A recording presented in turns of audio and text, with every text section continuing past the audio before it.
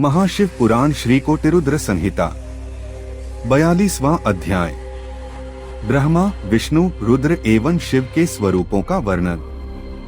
ऋषियों ने पूछा, हे सूत जी, ब्रह्मा, विष्णु, रुद्र एवं शिव कौन हैं? इनमें से कौन सगुण है और कौन निर्गुण? कृपा कर हमारी इस शंका को दूर करें और हमें उनके स्वरूप के बारे में बताएं। सूत जी ने ऋषियों के प्रश्न को सुनकर कहा, हे ऋषिगणों, वेदों का श्रेष्ठ ज्ञान रखने वाले यह मानते हैं कि निर्गुण परमात्मा ने सर्वप्रथम जिस सगुण रूप को उत्पन्न किया वह रूप ही शिव है। उन्हीं से प्रकृति उत्पन्न हुई। उन दोनों प्रकृति पुरुष ने जल के नीचे जिस स्थान पर कठिन तपस्या की थी उसे पंचकोसी कहा जाता है, जो कि काशी में स्थित है। यह पूरा विश्व जल में व्याप्त है। यह सोचकर श्रीहरि विष्णु जल में ही सो गए थे और इसी कारण वे नारायण नाम से प्रसिद्ध हुए एवं प्रकृति रूपी माया नारायणी कहलाई। नारायण के नाभि कमल से ही पितामह ब्रह्मा की उत्पत्ति हुई थी।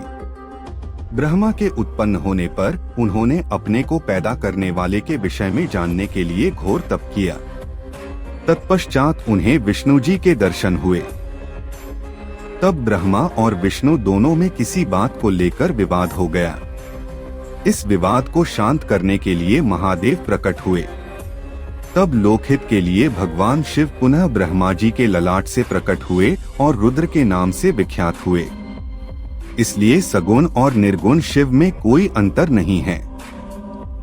भगवान शिव अनेक प्रकार की लीलाएं करने वाले हैं और अपने भक्तों को श्रेष्ठ गति प्रदान करने वाले हैं। ये ही ब्रह्मा जी और श्रीहरि विष्णु की सहायता के लिए यहाँ प्रकट हुए हैं।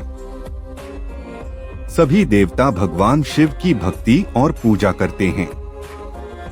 जो मनुष्य अन्य देवताओं की भक्ति करते हैं वे अन्य देवताओं में विलीन होते हैं और जब उन देवताओं का रुद्र में विलय होता है तब उन्हें शिव भक्ति प्राप्त होती है, जबकि भगवान शिव में आस्था रखने वाले सभी भक्त शीघ्र ही रुद्र स्वरूप हो जाते हैं। अज्ञान के कई प्रकार हैं, जबकि ज्ञान का कोई अन्य प्रकार नहीं है। ब्रह्मा जी से लेकर तृण तक सभी शिवजी के रूप हैं। इस सृष्टि का आदि, मध्य एवं अंत सब शिव हैं। इस सृष्टि का अंत हो जाने पर भी शिव स्थित रहेंगे। त्रिलोकीनाथ भगवान शिव ही वेदों के रचिता हैं। वे सब विद्याओं के स्वामी हैं। वही सृष्टि की रचना करते हैं। संसार में निवास करने वाले प्राणियों का पालन एवं संहार करने वाले सर्वेश्वर शिव ही हैं। देवाधिदेव महादेव ही कालों के महाकाल हैं।